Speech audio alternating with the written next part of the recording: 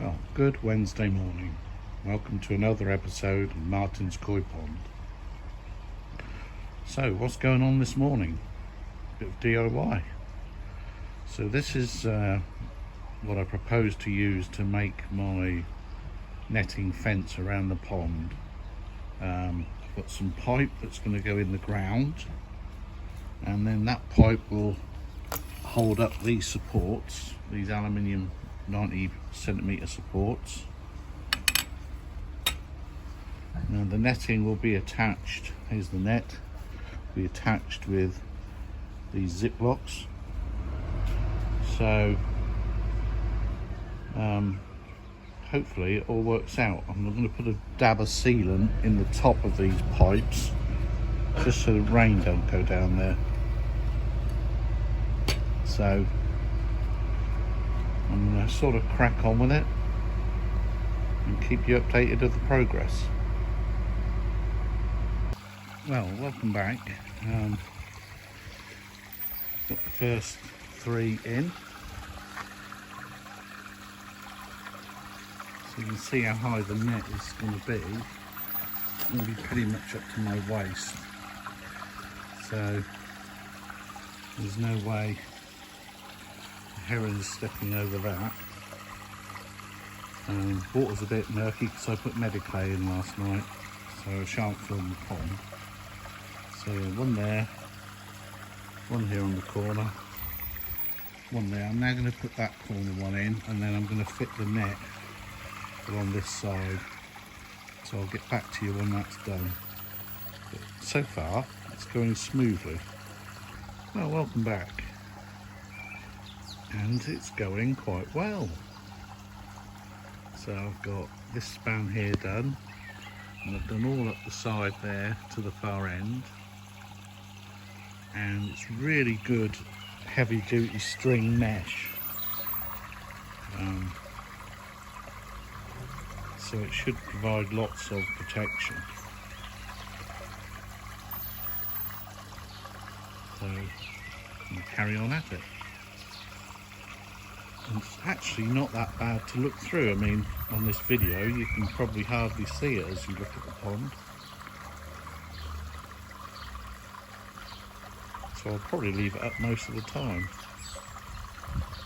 Anyway, get back to you in a bit. Welcome back. And well guys, it's finished.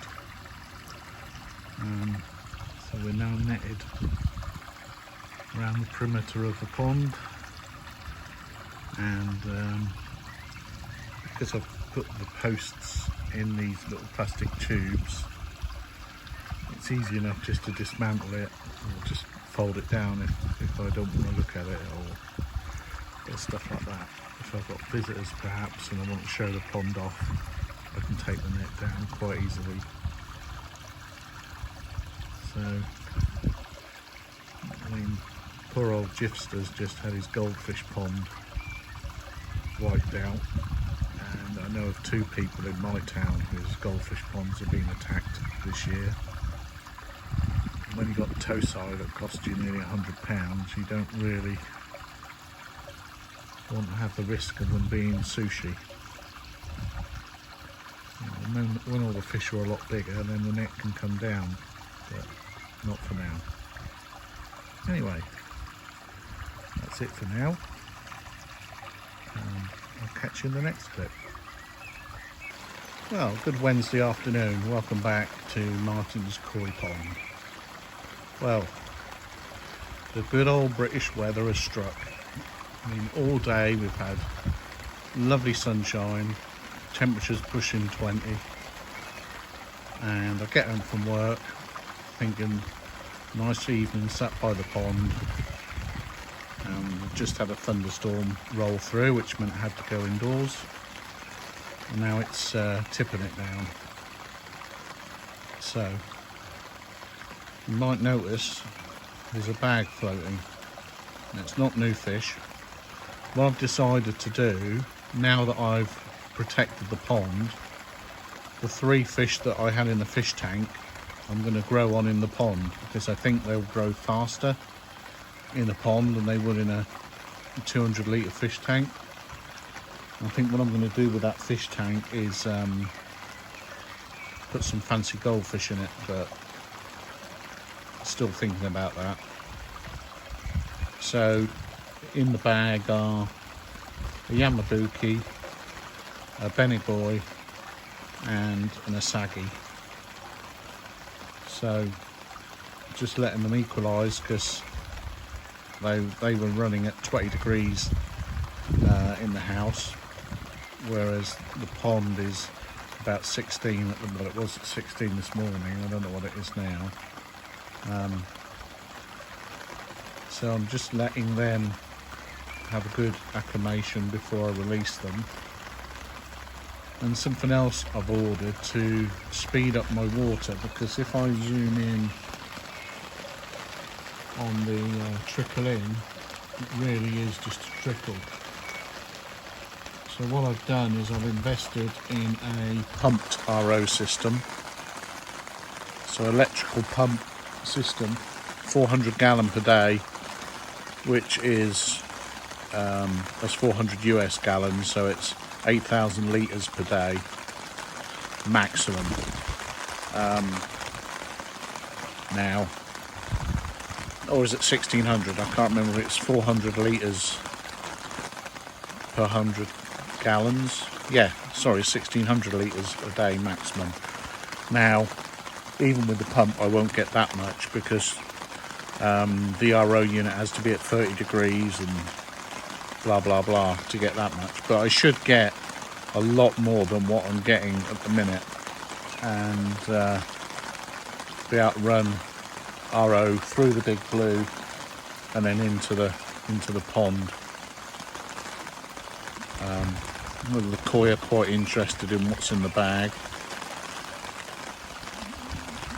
The ones in the bag are quite interested in getting out. So, right, well, I've yacked on long enough. I will probably next do a video when the RO device comes, which should be tomorrow. So perhaps see you then. Good Wednesday early evening, and you're watching the trickle from my new RO Big Blue combination. Now, I've bought a pumped, electrically pumped RO system to go in line with the Big Blue in my ongoing battle with my water quality. Fish are still flashing. I've had the Aragoki out tonight for a scrape, because it was flashing a lot, but the scrapes were clean. I did one on one flank and one on its belly, so it wasn't a parasite issue. Now in the foreground you can see the fence, and what I've done with that is I've got this plastic piping. It's 22.5mm plastic piping, so 1/2 inch, and I've made 30 centimetre lengths of that and tapped it into the ground 20 centimetres. So 20 centimetres is buried, given a firm base, 10 centimetres above ground, and the poles are either 16 or 17mm, I can't remember, and they fit in there absolutely perfectly. Couldn't have been more lucky. So that's what's holding these poles upright, and I've attached the net with small cable ties, 3 on each pole, and I pulled them tight with pliers, so hopefully they won't slip. So let me just pause and then I'll show you my new pumped RO device. Right, welcome back, and this is the new pumped RO. I keep it under this plastic box because obviously it's electrically powered, and I don't want to risk any water getting into the electrics. So what you have to do with these is use a timer switch and run it on a 2 hours on, 1 hour off cycle. The pumps, for some reason, the pumps they fit to them are not suitable for continuous use. I mean, I find that a bit bizarre because continuous use pumps that we use in the aquarium world are not expensive. So why they couldn't fit a continuous use pump, I don't know. But that's how they all come. Now this is by a company called Crowson, and I got it through Direct Water Filters UK, and I got it through eBay. Now you get an LCD screen here, and this figure here is the output TDS before it goes through this final carbon filter, but that's not going to really reduce the TDS much. This here is the litres per minute, so at the minute it's producing 0.64 litres of RO water a minute, and these indicators here are the condition of the filters. So once all them black boxes come clear, filters need replacing. So that's 5-stage filter, 3 pre-filters, the 400 gallon per day RO membrane, and then a carbon post filter, and then it's connected from that to the big blue, where it goes through another pre-filter, and then the 48-inch big blue containing catalytic carbon. So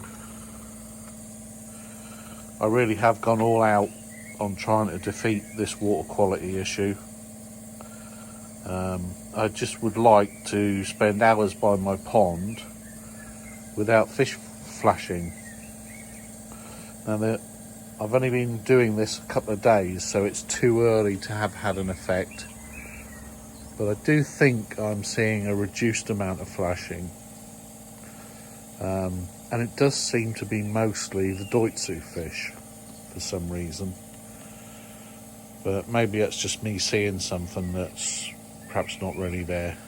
That blue pipe on the floor there, that's the one I connect up to it when I'm filling my water change barrels in the garage. Now, just to give you an idea of how much more efficient this RO is than my old unpumped 400 gallon per day, my 200 litre barrel in the garage, I used to have to run that for somewhere in the region of 20 hours to fill that barrel,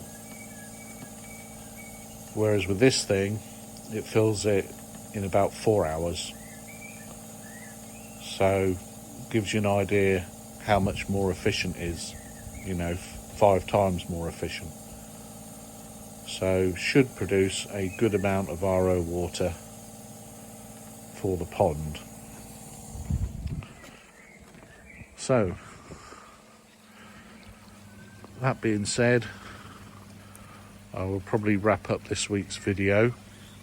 I am on a little koi outing on Friday. My 28-year-old son is staying for the week now that he's allowed to, and he wants to buy a koi for my pond, so we're going to go to Coastal Koi and King's Lynn Koi. He's not got a massive budget, so it's going to be a small fish, but there's nothing wrong with that, having a little grow on project. So we'll do that on Friday, and I'll probably do some filming, but this wraps up this week's video, and I'll catch you next week.